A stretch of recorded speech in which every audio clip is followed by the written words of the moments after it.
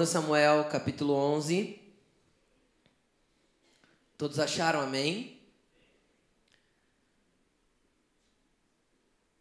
Senhor Jesus, nós te agradecemos pela Tua palavra. Espírito Santo, nós pedimos que essa palavra venha, Senhor, como uma espada penetrando no mais profundo de alma e espírito, Senhor, de cada um aqui. Que essa palavra possa ministrar a cada um de nós e possa falar conosco de forma profunda.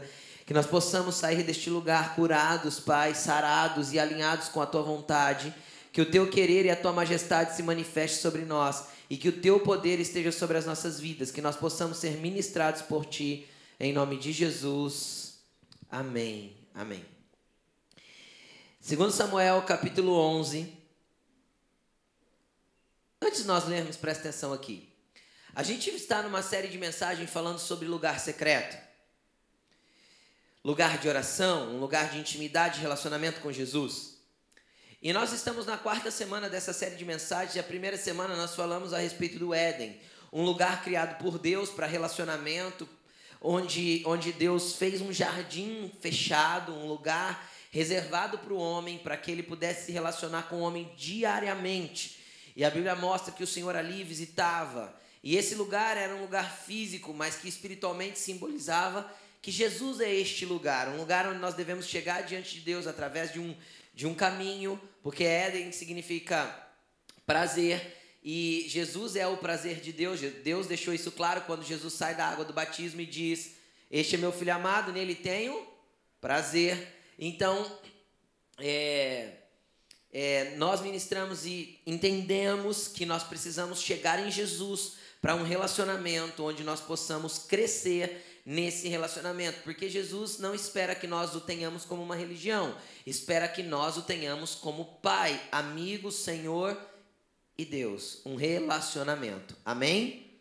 Depois nós falamos a respeito de Daniel, e é muito interessante o que nós falamos a respeito de Daniel, porque Daniel mostra muito claramente onde nós podemos chegar sendo amigos de Deus e nos relacionando com Ele diariamente, através de um tempo, em um momento, em um lugar separado para estar com Ele. E aí em Daniel nós aprendemos que Deus pode nos levar a lugares incríveis aqui na terra. Daniel foi governador de todo o Império Babilônico, mas que mais importante que isso, é os lugares que Daniel conheceu no ambiente espiritual, porque Daniel viveu coisas incríveis com Deus, até o ponto de ser inserido no propósito eterno de Deus. O que é o propósito eterno? Isso às vezes as pessoas confundem. Existe um propósito para a minha vida e existe um propósito eterno de Deus. Ou seja, aquilo que foi concebido desde a criação, desde o Éden. Ou seja, Cristo viria, manifestaria algo, usaria a igreja para consolidar algo, para chegar num fim que Ele mesmo já desenhou através da sua palavra. Este é o propósito eterno, e Daniel participou disso. Como Daniel participou disso? Daniel participou disso falando sobre o fim dos tempos, entendendo sobre a vinda do Messias, dando o tempo que o Messias se manifestaria, Jesus, né, o Messias.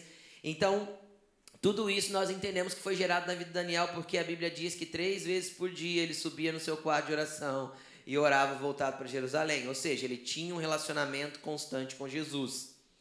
Aí, a semana passada, nós falamos a respeito do próprio Jesus. Jesus teve muitos momentos que o lugar de oração dele, o lugar secreto dele foi descrito na palavra. Mas nós falamos a semana passada de um em especial. Qual era esse? O dia que ele foi orar no jardim do Getsêmani, com uma angústia profunda na alma. A Bíblia diz que ele estava angustiado até a morte. Era uma angústia de alma profunda. Ele estava com a sua alma ali dilacerada, apertada por aquilo que haveria de vir.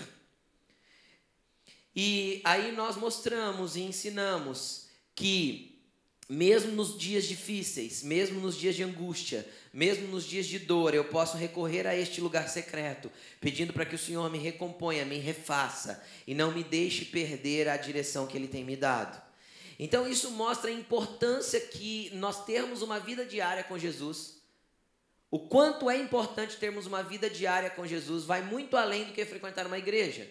Jesus não quer que você frequente uma igreja. Jesus quer que você seja a igreja tendo um relacionamento com Ele constante. Isso é totalmente diferente de frequentar uma igreja. Jesus não te quer sendo um evangélico. Jesus te quer sendo um filho dele. Um filho que se relaciona com um pai que o ama e que quer ter um relacionamento diário e contínuo com seus filhos. Um filho que ele pode contar no seu lugar de trabalho, no supermercado, ou lá no shopping, ou onde você estiver, um filho que ele pode se relacionar, e ele pode falar, e ele pode ouvir, e vocês podem caminhar juntos, e é isso que Jesus quer da sua igreja, que somos nós. Jesus não criou uma religião, ele fundou uma igreja que não é pautada em templos, nem em lugares, mas pautada em pessoas, em templos vivos, que carregam a presença e que devem caminhar e manifestar esta presença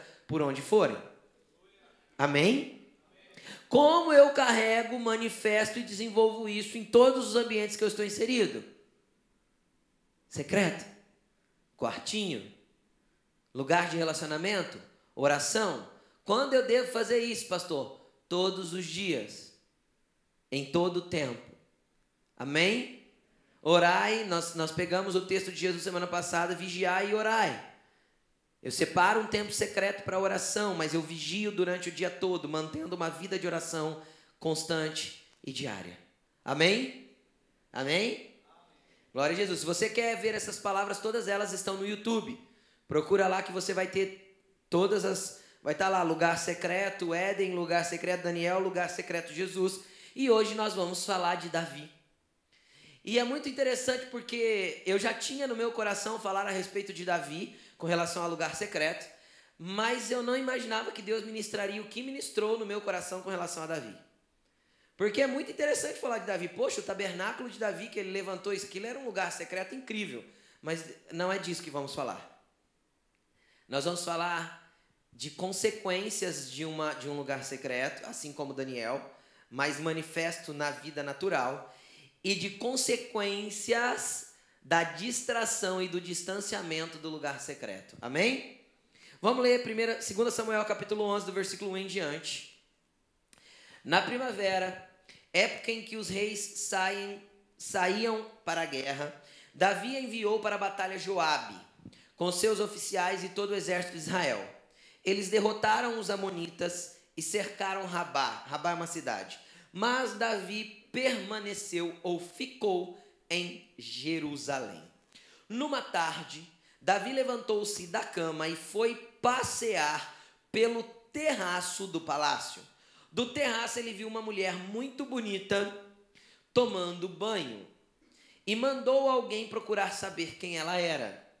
Disseram-lhe: ela é Batseba, filha de Eliã, mulher de Urias, o hitita. Davi mandou que a trouxessem, se deitou com ela, que havia acabado de purificar da pureza da sua menstruação, da impureza da sua menstruação. Depois voltou para casa.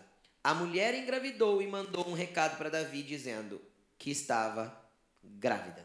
Fecha sua Bíblia. Fecha não, segura aberta. Nós vamos folhear ela para que você possa entender um contexto do que eu quero manifestar no teu coração hoje, em nome de Jesus. O que estava acontecendo aqui?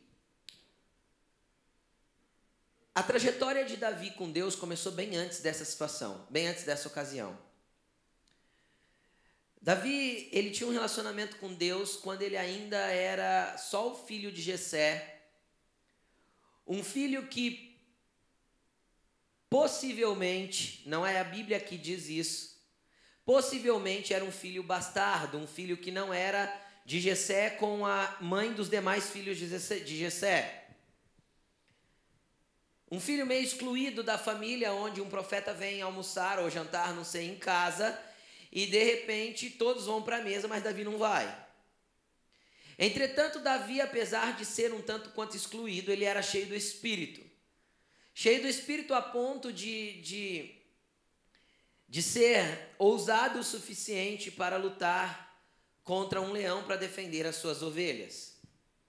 E ele só matou aquele leão por causa do espírito que havia sobre a vida dele. Ele era um menino até aí. E o que acontece? Deus cria uma trajetória para Davi. Davi é grandiosamente forjado por Deus através de Saul. Saul era o rei atual de Israel e Davi passou a trabalhar para Saul. Eu quero te colocar dentro da história para que você entenda, tá bom? Começou a trabalhar para Saul e ele se tornou general de Saul, um dos generais de Saul. E ele se tornou muito, muito, muito poderoso, porque Deus estava com ele em tudo que ele fazia, em todas as guerras que ele ia. Por quê? Porque Davi era um menino de lugar secreto, de relacionamento, intimidade e comunhão com o pai. É muito interessante, Davi precisava enfrentar um inimigo. A primeira coisa que ele fazia era pôr o joelho no chão, o rosto no pó e falar: Senhor, como eu vou contra esse inimigo? E Deus dava as estratégias para ele de como ele devia se movimentar. Uma passagem que eu acho incrível é uma que Deus fala assim para ele: vai para o bosque. E ele vai para o bosque junto com 6 soldados. E Deus fala assim: fica aqui no bosque. E quando você escutar as copas das árvores mexendo por cima, é eu que vou estar passando.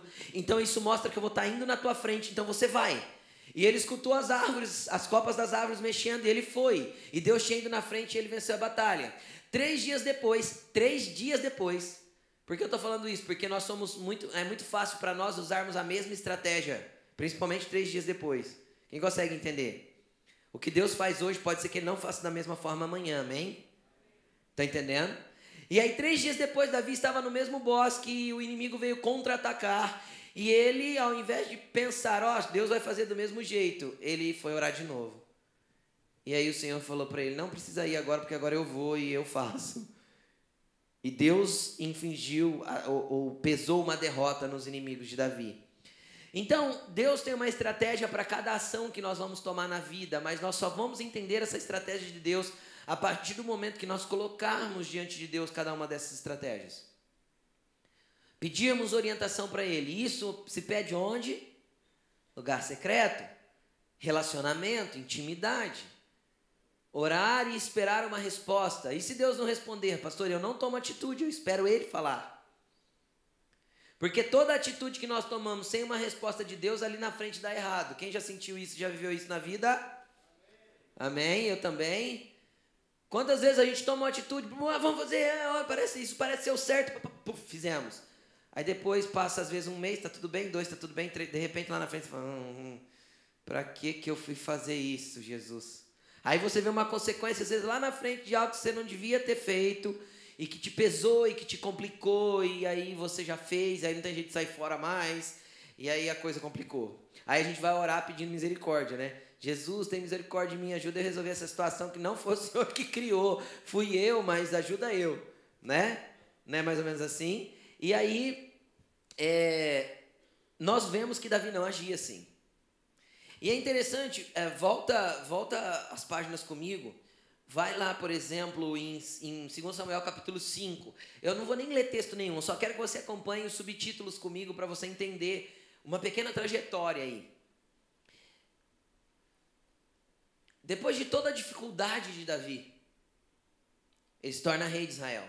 Não está escrito aí? Davi torna-se rei de Israel, ou de todo Israel. Por quê? Porque ele vem conquistando o reinado de Israel após a morte de Saul. Porque alguns dos homens de Israel não o aceitam como rei. Tá? Estão entendendo ou não? Amém? E aí ele vem conquistando. Então ele chega até conquistar Jerusalém. E ele entra em Jerusalém, conquista Jerusalém, que se torna a capital do país. Amém? Estão entendendo? Então, lá em Jerusalém, após conquistar Jerusalém, ele derrota os filisteus. Qual era o maior inimigo do povo de Deus sempre, durante toda a história bíblica? Quem foi? Os filisteus. Davi derrota os filisteus. Foi a maior vitória de Davi nesse caso. Por quê? Porque ele orou, teve uma direção e derrotou os filisteus.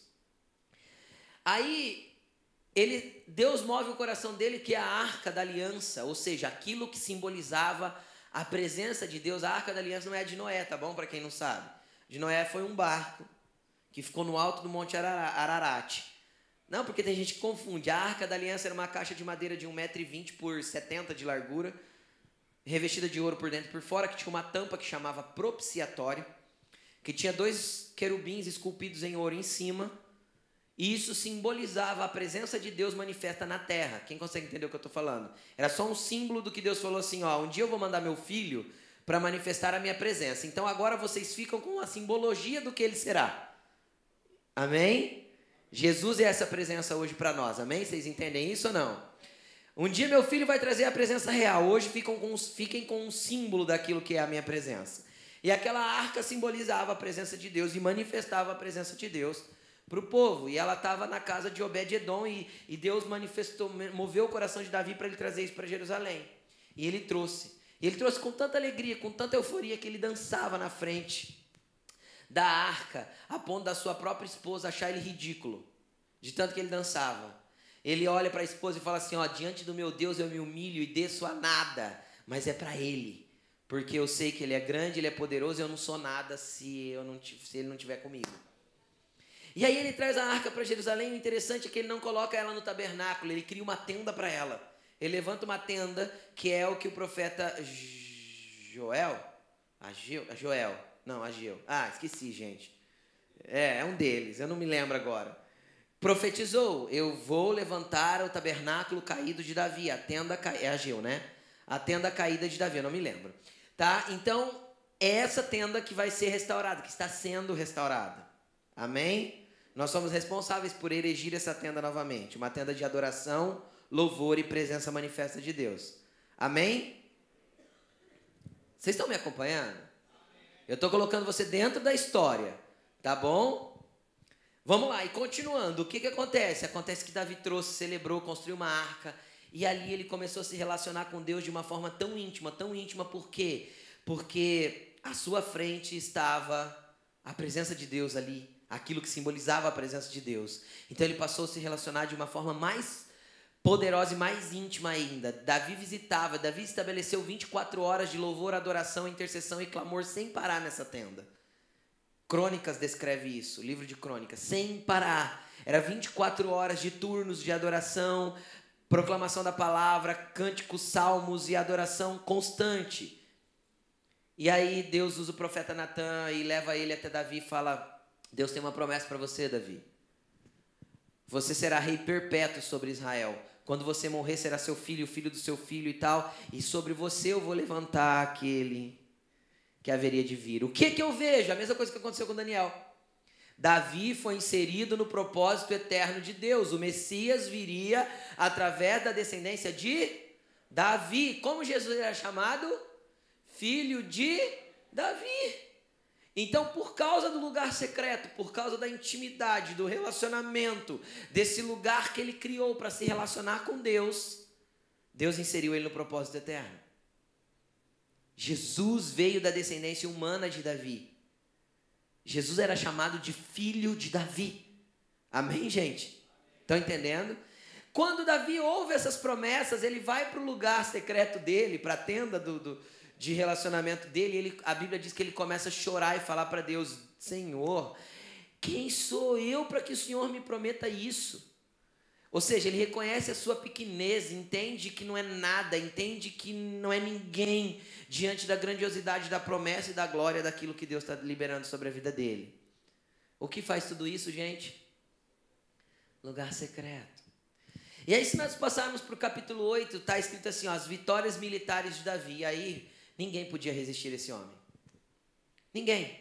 Era uma vitória atrás da outra, era uma vitória atrás da outra. E se você pegar o tamanho do reino que Davi assumiu de Saul, você vai ver que ele quadruplicou o tamanho do reinado dele durante 40 anos de reinado. Ele multiplicou por 4 o tamanho do seu governo, a ponto de chegar um tempo onde ele não precisava nem fazer guerra mais, porque a hora que ele chegava no limite de um reino, o rei já vinha e se prostrava diante dele e falava, cara, eu vou te servir e eu quero estar contigo, fala aí se eu tenho que te pagar imposto, se eu tenho que ser teu escravo, faz o que você quiser, porque eu não quero guerrear contra você. Ou seja, as pessoas começaram a reconhecer que não dava para vencer Davi. Vocês estão entendendo o que eu quero dizer? Já vinham e se rendiam. O que faz isso? O que faz Deus exaltar uma pessoa dessa forma? Secreto. Relacionamento constante com Jesus. Amém?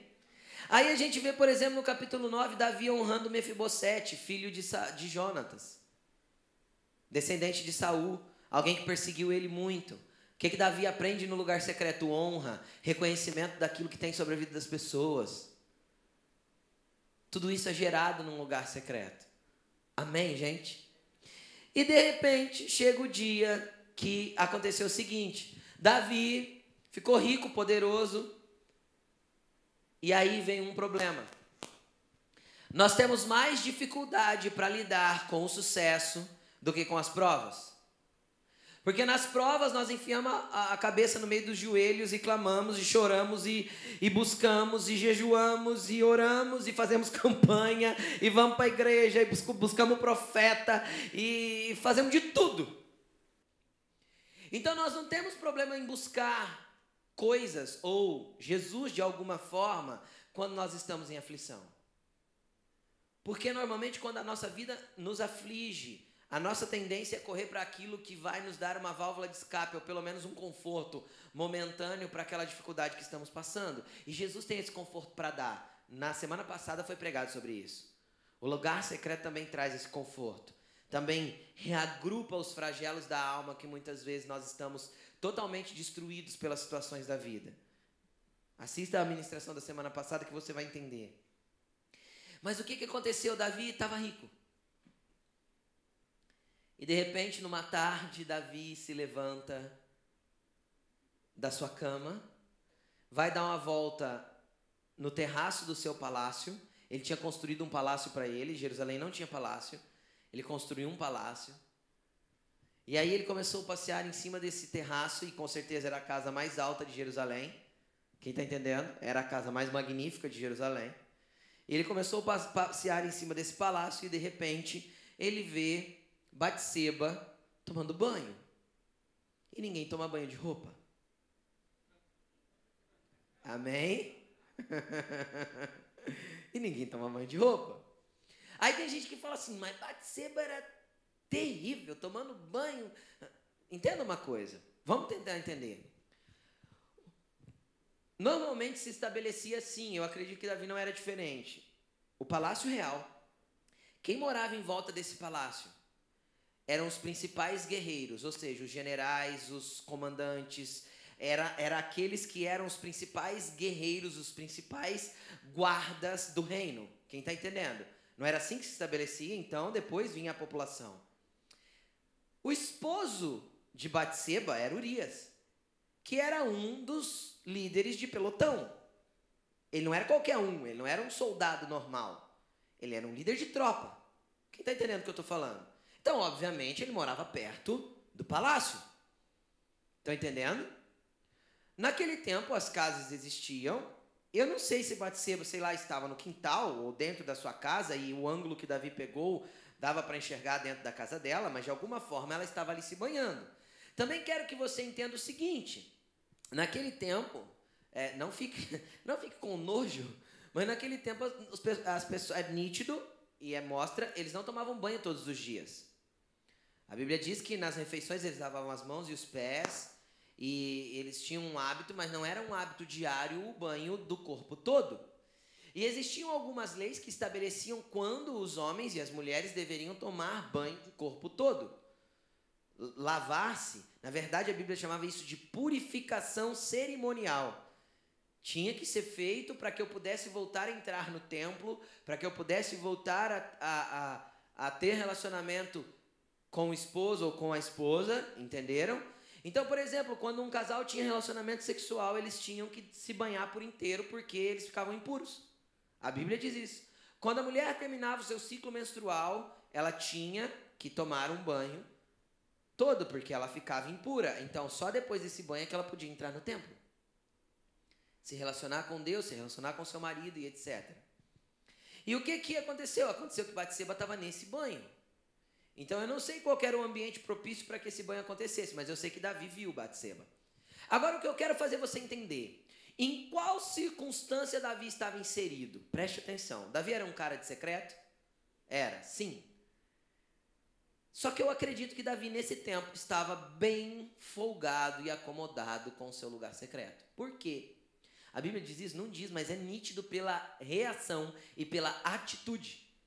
Primeiro, a Bíblia diz aqui, no texto que nós lemos, na primavera é a época que os reis saem para guerra.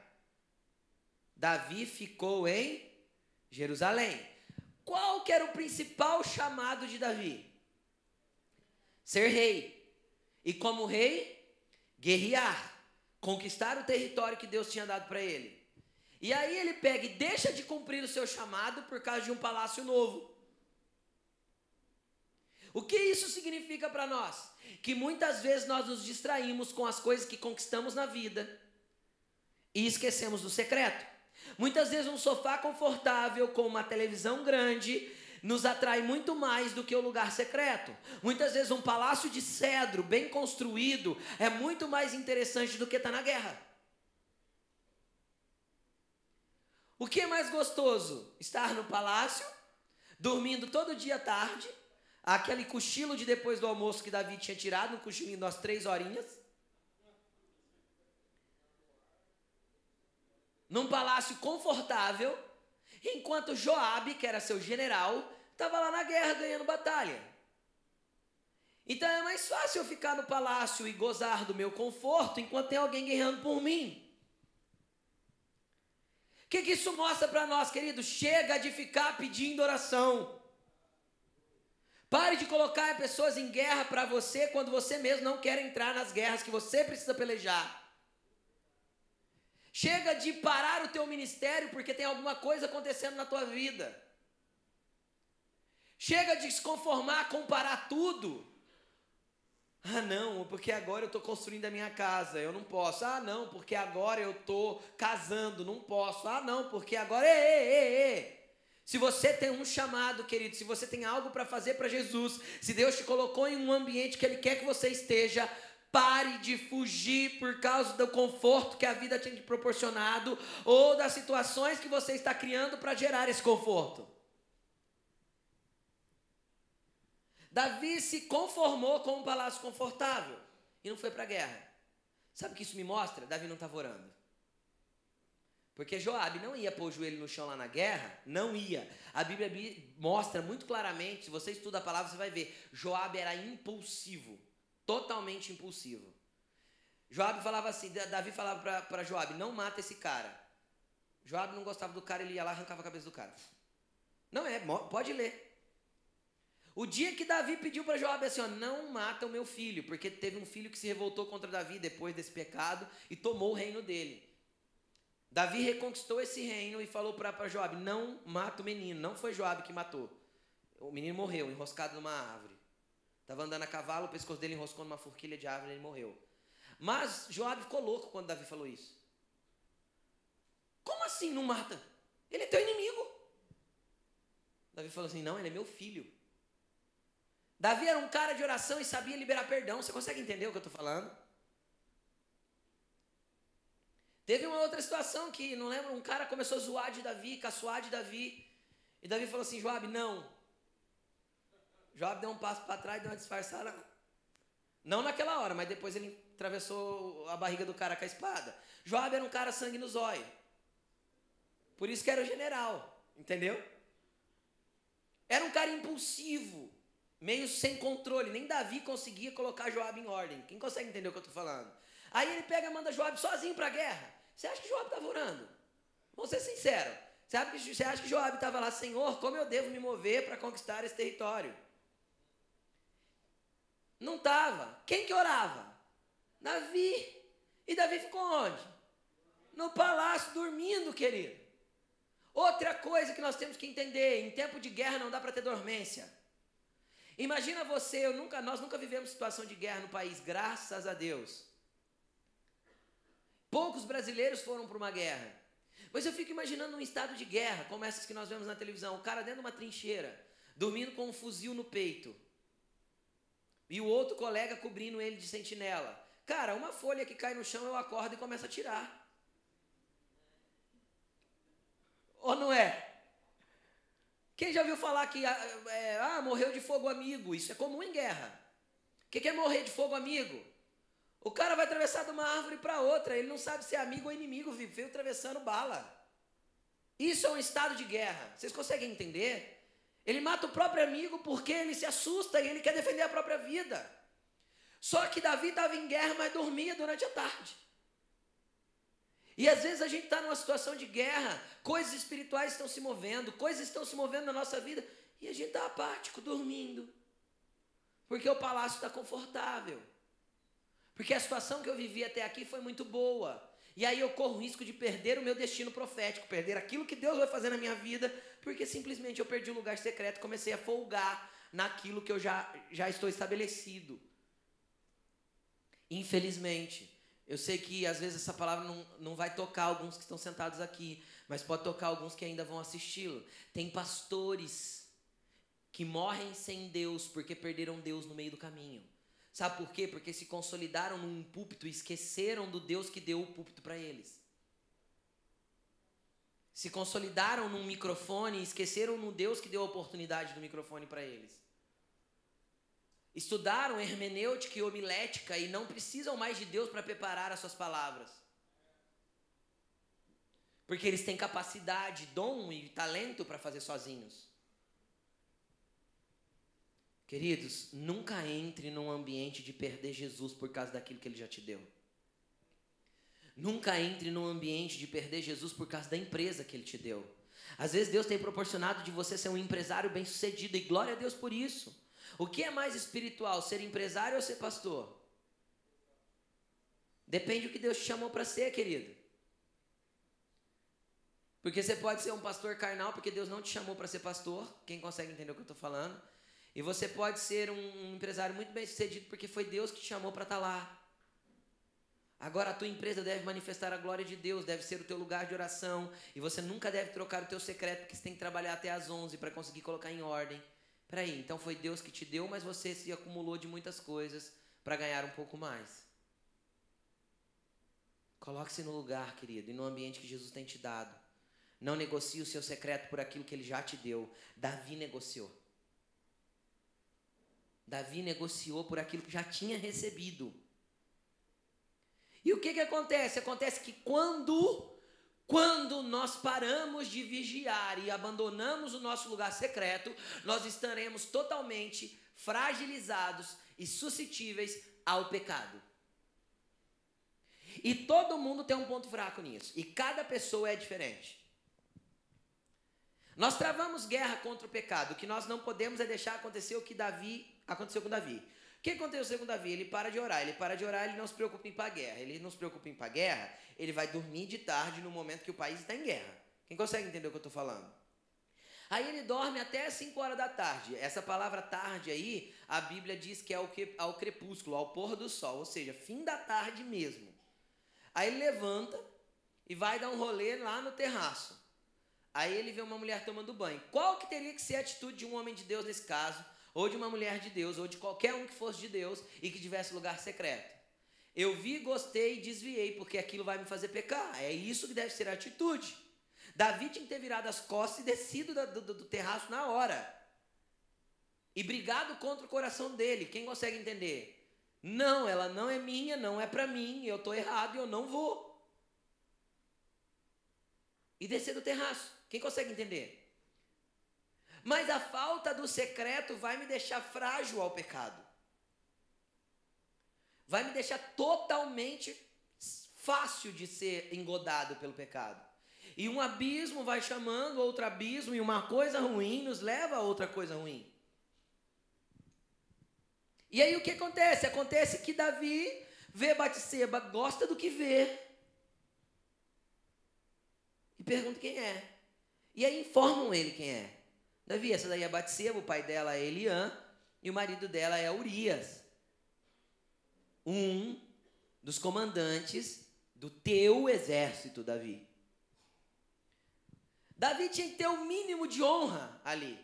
A mesma honra que ele tinha prestado para Mefibosete, a mesma honra que ele tinha prestado para Saul. Lembra quando ele não matou Saul na caverna, porque Saul entrou lá na caverna para fazer o número 2. Estava lá agachado, fazendo o número 2. Davi estava atrás com a espada e Davi não teve coragem de matá-lo. Foi lá, cortou uma pontinha da capa, ainda se prostrou em terra depois e falou: meu pai, eu pequei porque cortei tua capa. Honra chama isso. Davi não honrou o seu soldado, não honrou a mulher do seu soldado, não honrou ninguém. Vocês conseguem entender o que eu estou falando? E aí uma consequência pior aconteceu. O que ele fez? Mandou um recado para Joabe, manda Urias para casa. O que ele queria? Criar um ambiente de engano. Ele queria que Urias fosse para casa, obviamente tivesse um relacionamento sexual com a mulher, porque fazia tempos que ele estava na guerra. E aí esse filho ia aparecer de Urias. Quem consegue entender o que eu estou falando? O que Urias faz?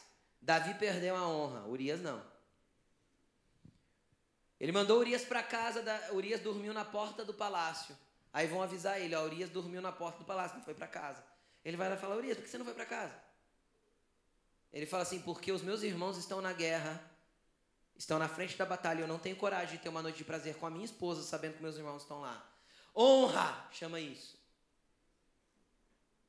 Caráter, Urias tinha, Davi já tinha perdido. Por que Davi tinha perdido? Porque perdeu o lugar secreto lá atrás.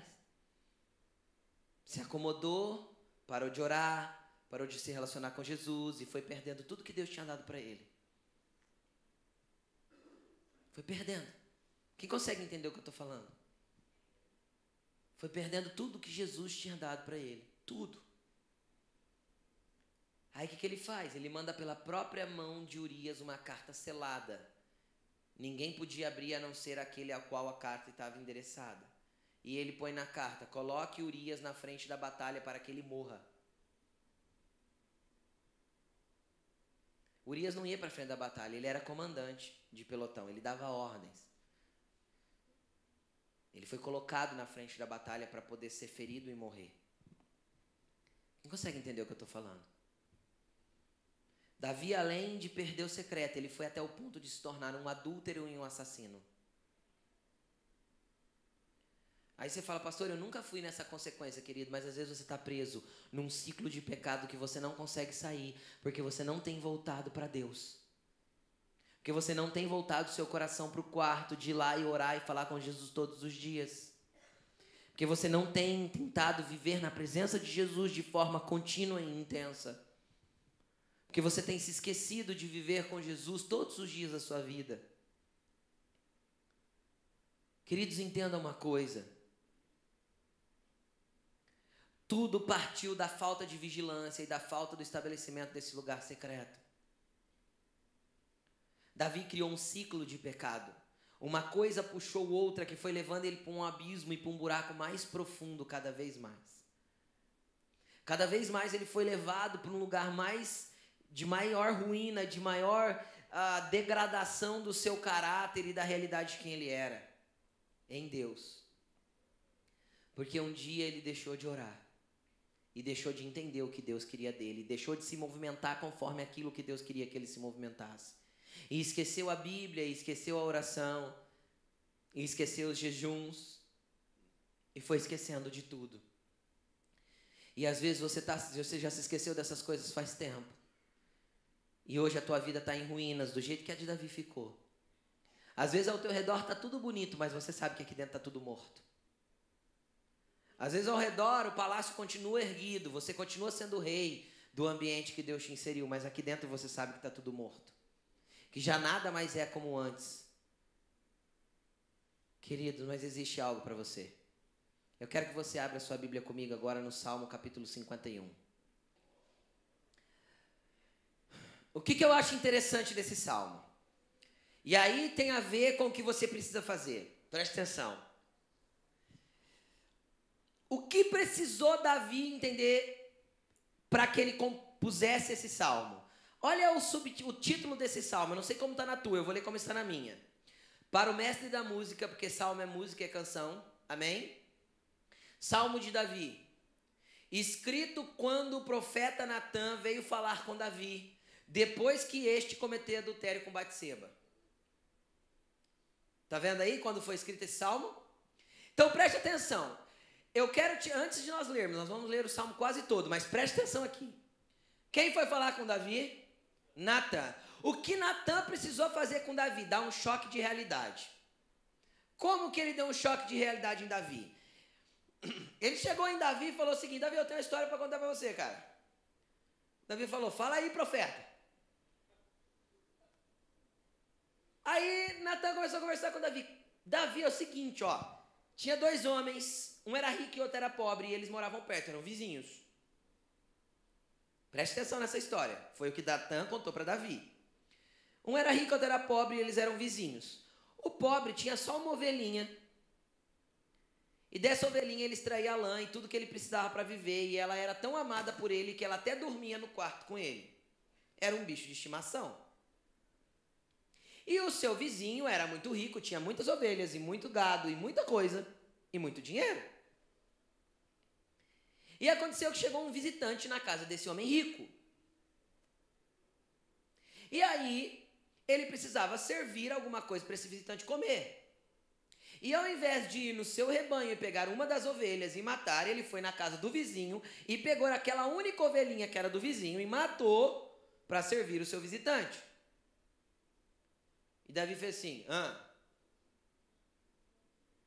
Natan falou para ele, o que nós devemos fazer com esse cara que matou a ovelhinha do seu vizinho? Davi catou a espada aqui,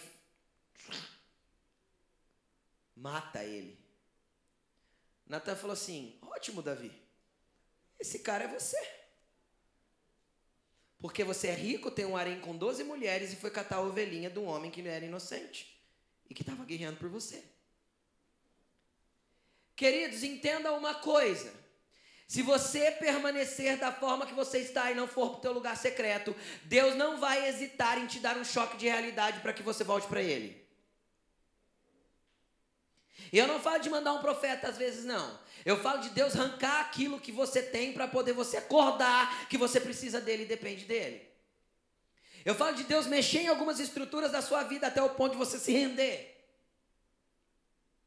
Eu falo de Deus tirar alguns pilares de sustentação da sua vida para que você se renda para Ele e entenda que você necessita dele, que você não é nada sem Ele. Porque muitas vezes nós temos dificuldade. Querido, aí você pode pensar, mas Deus é ruim, pastor? Não, querido, ruim é se Ele deixasse você ficar do jeito que está e ir para o inferno. Deus prefere a tua salvação e o teu relacionamento com Ele do que uma vida confortável que te deixa num estado de estagnação espiritual. Deus não tem problema em mexer com tudo na tua vida desde que Ele esteja te atraindo para mais perto dEle. Porque tudo que Ele quer é você, querido. Deus não se preocupa com o teu dinheiro, Ele se preocupa com você. Deus não se preocupa com o teu conforto, Ele se preocupa com você. Deus se preocupa com aquilo que Ele pode fazer na tua vida, dentro de você. Todo o trabalho de Jesus foi para nos conquistar por dentro e para nos trabalhar por fora, para que nós manifestemos a graça dEle entre os homens. Consegue entender o que eu estou falando, querido? Natan teve que dar um choque de realidade em Davi. Davi se prostrou, começou a chorar. E aí é o que eu acho incrível desse salmo. Davi poderia ter ido para o lugar secreto dele. Preste atenção no que eu vou falar. Davi poderia ter ido para o lugar secreto dele, ir lá, dobrar o joelho e falar, Deus, pequei, reconhecer o seu pecado, chorar diante de Deus e sair de lá justificado, não poderia? Davi não faz isso. Não faz. Por que ele não faz? Porque ele escreve uma música. Por que ele escreve uma música? Porque música eu nunca canto uma vez só. Quem já teve uma música que gostou aí, que cantou uma única vez aí? A música que você gosta, você ouve, reouve, ouve, reouve, canta e recanta, e canta e recanta. Davi fez uma canção, sabe por quê? Para ele cantar ela todo dia. Agora o detalhe, ele não cantou essa canção, entrou lá no quartinho dele, pegou o violão dele e falou assim, não, eu vou cantar ela só para Deus. Ele catou essa canção e entregou na mão do mestre da música do templo. Escrito quando foi ainda. Davi expôs o seu pecado. Davi expôs o seu erro. Davi reconheceu publicamente o seu erro a ponto de fazer uma canção reconhecendo quem era. Quer ver o que ele escreveu na canção? Tem misericórdia de mim, ó Deus, por teu amor, por tua grande compaixão, apaga as minhas transgressões, lava-me de toda a minha culpa e me purifica do meu pecado, pois eu mesmo reconheço as minhas transgressões. Eu o quê? Reconheço que transgredi, e o meu pecado sempre me persegue. Contra ti, só contra ti pequei, e fiz o que tu reprovas. Reconheceu publicamente que estava errado, expôs as suas vergonhas, expôs a sua nudez, até o ponto de ser sarado e reconciliado com Deus. O problema é que nós gostamos de ocultar o pecado, deixar escondidinho para que ninguém perceba. Davi não fez isso. Ele faz música, querido. Ainda leva a música para a igreja ainda. Continuando. De modo que justa é a tua sentença e tem razão em condenar-me. Sei que sou pecador desde que nasci, sim, desde que me concebeu a minha mãe. Sei que desejas a verdade no íntimo. Ou seja, não adiantava externar um arrependimento quando dentro do coração não há arrependimento. Não adianta mostrar que agora eu estou fazendo bonitinho quando aqui não há uma verdade, quando eu sou falso aqui dentro, quando eu não mostro atitudes de respostas verdadeiras daquilo que eu preciso ser. Falar que eu me arrependi é fácil, mostrar frutos de arrependimento é outra coisa. Continuando. E no coração me ensinas a sabedoria. Olha que interessante. Purifica-me com isopo e ficarei puro. Sabe o que era o isopo, querido? Era uma planta que era usada para fazer purificações cerimoniais e que ela era usada como uma esponja para se lavar. Sabe o que Davi está falando aqui? É como se ele falasse assim, como se nós falássemos: Jesus, me lava, mas me lava com aquela buchinha de lavar roupa. Arranca de mim mesmo a sujeira. Me limpa, mas me limpa por completo. Esfrega até que eu seja purificado. Se o Senhor não me esfregar, eu não posso ser limpo. Quem está entendendo o que eu estou falando? Amém? Lava-me e eu vou me tornar mais branco que a neve. Me faz ouvir de novo júbilo e alegria. E do que ele está falando? Ele está falando que o interior dele, o espírito dele já não conseguia mais sentir alegria nas coisas de Deus. Não havia mais júbilo e alegria dentro dele em se relacionar com Deus. Os ouvidos dele espiritual já não ouviam os júbilos de alegria por se relacionar com Jesus, com o Senhor. Então ele diz: me faz ouvir júbilo e alegria. E os ossos que o Senhor esmagastes exultarão. Ou seja, o tanto que eu estou me sentindo esmagado por dentro vai pular de alegria. Esconde o rosto dos meus pecados e apaga todas as minhas iniquidades. Olha o versículo 10. Cria em mim um coração puro, ó Deus. Renova dentro de mim um espírito inabalável. Por que um espírito inabalável? Quem tem secreto tem um espírito inabalável, querido. Quem tem secreto, a alma pode até estar fragilizada, mas o espírito está pronto. Quem tem secreto pode até estar sofrendo com alguma coisa, mas o espírito está em ordem. O espírito meu aqui está conectado com Deus. O que Davi está pedindo? Me faz viver de novo aquilo que eu vivia antes. E ele continua: não me tire da tua presença, nem retires de mim o teu Santo Espírito. Por que Davi se preocupa em pedir isso? Porque ele já tinha visto alguém perder o Espírito. Ele já tinha visto alguém ficar sem o Espírito de Deus. E o que aconteceu com Saul quando Saul perdeu o Espírito de Deus? Ele ficou endemoniado, querido. E quem que ia lá com a harpa cheio do Espírito de Deus para poder libertar Saul? Davi, querido. Ele sabia qual era a consequência de perder o Espírito de Deus. O que ele clama? Que Deus não me expulse da sua presença e nem retires de mim o teu Espírito.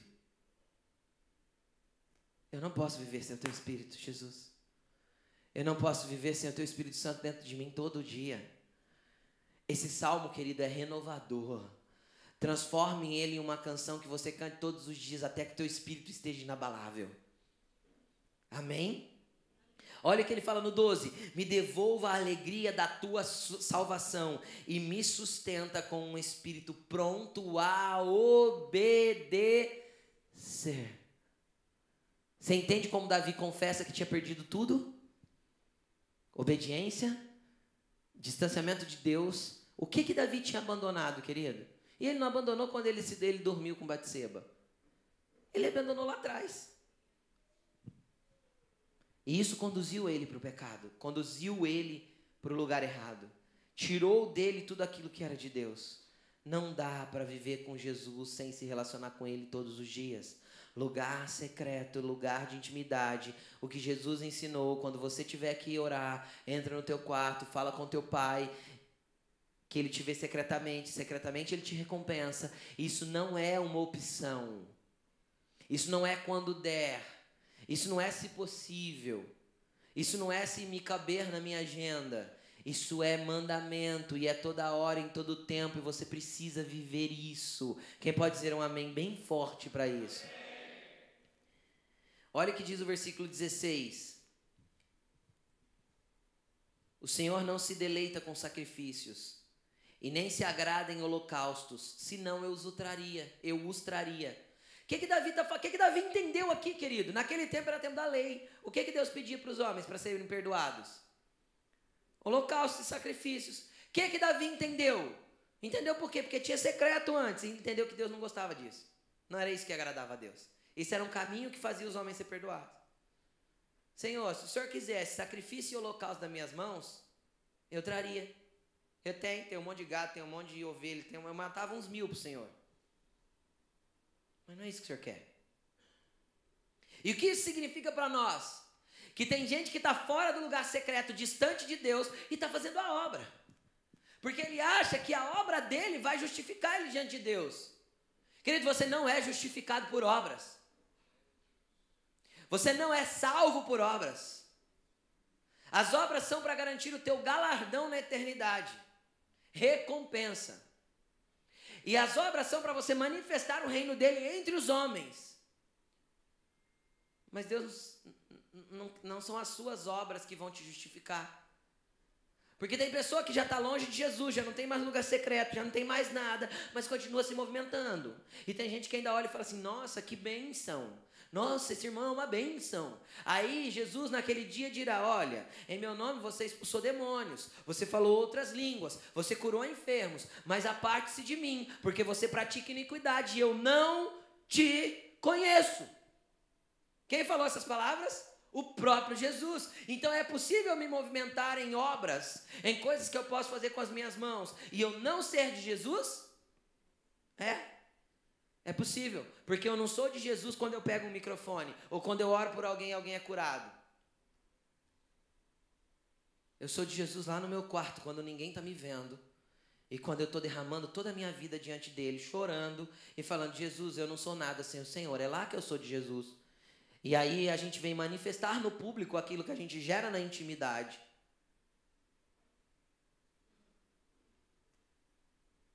Só que se a gente perder a intimidade, querido, a gente não gera mais.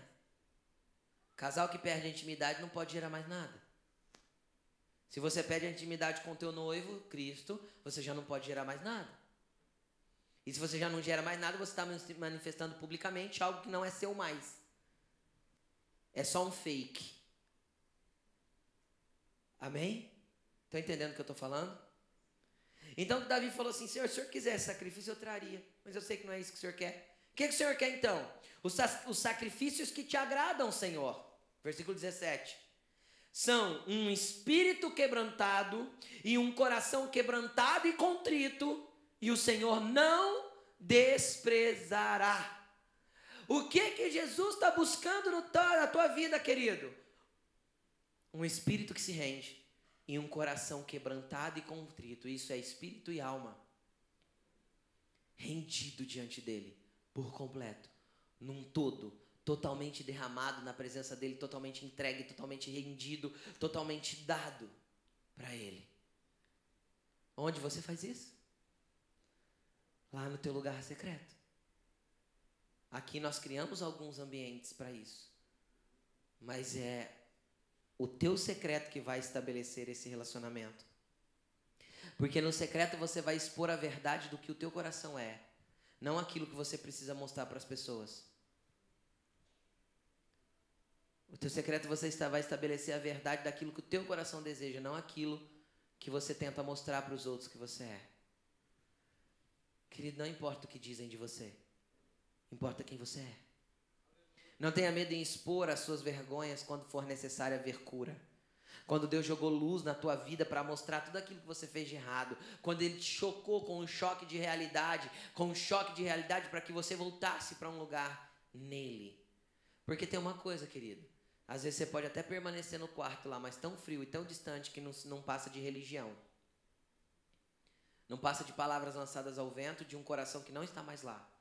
Você não precisa estar lá de corpo, você precisa estar lá de coração e espírito. Você viu aqui o que Jesus quer? Um coração quebrantado e rendido em um espírito totalmente quebrantado na presença dele. Esse é o reestabelecimento do lugar secreto que Davi estava querendo viver.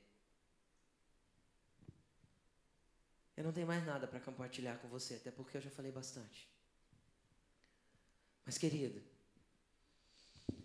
nós temos aprendido tanto a respeito de lugar secreto, mas se você não der uma resposta para Deus em atitudes de se colocar nesse lugar, infelizmente a sua vida espiritual vai continuar sendo medíocre. Na realidade da palavra medíocre. Mediana, rasa, sem graça. Ou com uma falsa graça. Volta para o quarto, volta a gerar com Ele, volta a se relacionar com Ele. Porque eu posso falar sem medo de errar, o maior problema do cristão nos nossos dias é que ele não se relaciona com Jesus. Ele não procura conhecer Jesus. Ele ouve Jesus e sabe de Jesus só a partir daquilo que ele ouve falar de Jesus, que os outros falaram. Então ele não quer ler a Bíblia, que o pastor leia e fale para mim no domingo. Ele não quer orar, porque quando ele precisar de oração, ele vem para uma fila e pede oração. Então ele não quer buscar o Deus do milagre, ele quer o milagre de Deus na vida dele. Eu não quero o milagre de Deus na minha vida. Eu quero ser um milagre ambulante, porque Deus está em mim. Você consegue entender a diferença ou não? Eu quero ser um milagre andante. Por quê? Porque o milagre poderoso, o maior milagre, foi Ele selar o Espírito dEle para morar dentro de mim. Esse é o maior de todos os milagres. E isso eu quero carregar todos os dias. É isso que deve ser o seu anseio. É isso que deve ser a sua vontade. Chega de buscar bênção. Procure o Deus da bênção que habita dentro de você. Coloque-se de pé, querido.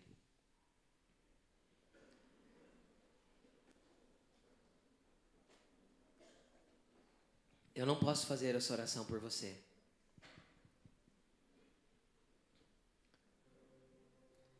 Hoje é um momento muito particular, muito individual de cada um aqui. Por quê? Porque eu não posso analisar como está o teu secreto. Eu não posso desvendar. Deus até pode me revelar, mas eu prefiro que você se autoanalise. Se você não olhar para você mesmo, para se autoanalisar e ver como você tem vivido e o que você quer viver com Jesus, querido, nada pode mudar a sua vida. Se você não se posicionar. O quanto você quer de Jesus, o quanto você quer viver com Ele, o quanto você quer ter dEle, o quanto você quer ter de intimidade com Ele, o quanto você quer viver a verdade de quem Ele é na tua vida, o quanto você quer que a ceia seja uma realidade de vida na tua vida, sangue dEle correndo dentro de você, corpo dEle fazendo o teu corpo ter vida, o quanto você quer essa realidade dentro do teu coração. Feche os seus olhos. Comece a falar com Jesus. Eu não posso fazer essa oração por você, querido, porque ninguém podia fazer essa oração para Davi, nem Natã, que era profeta. Nem Natã podia fazer essa oração para Davi, a não ser ele mesmo. Ele era o único que podia derramar o coração dele desse jeito. Então, essa noite é a noite de se derramar diante de Deus. Se você sentir vontade de dobrar o seu joelho, dobre. Se você sentir desejo de chorar, chore. Se você sentir desejo de gritar, grite. Mas não deixe oculto aquilo que precisa ser posto para fora diante de Deus. Para que tudo seja restabelecido na tua vida e você reconquiste esse lugar em Deus. Reconquiste esse relacionamento. Reconquiste esse ambiente de ter a vida de Jesus na tua vida. Comece a falar com Jesus, querido. Esse momento é seu. E se você não tiver muitas palavras para falar, fale para Ele: Jesus, eu não sei o que dizer, mas eu sei que eu me encontro do jeito que o pastor pregou aí. Se você não tem o que dizer, querido, leia o Salmo 51 todo dia. Todo dia. Leia o Salmo 51 e faça dele a sua oração até que você volte para um lugar de relacionamento e intimidade com Jesus. Feche os seus olhos. Desconecte-se de quem está perto de você. Esqueça. Isso é totalmente individual. Isso é totalmente você e Jesus. O marido não pode fazer essa oração pela esposa e nem a esposa pelo marido. O filho não pode fazer pelo pai, nem o pai pelo filho. Isso é individual. É você e Jesus. E Ele está aqui hoje. Ele quer te ver. Ele quer te ouvir. Ele quer confortar o teu interior e te trazer de volta. Davi foi restabelecido de tudo que ele tinha perdido por causa desse lugar secreto. Davi foi trazido de volta e Deus aceitou ele de volta e começou a usá-lo novamente. Reconheça o quão ruim você ainda é e o quanto você precisa melhorar para ser como Deus gostaria que você fosse. Comece a expor essas palavras para Ele. Exponha o teu coração.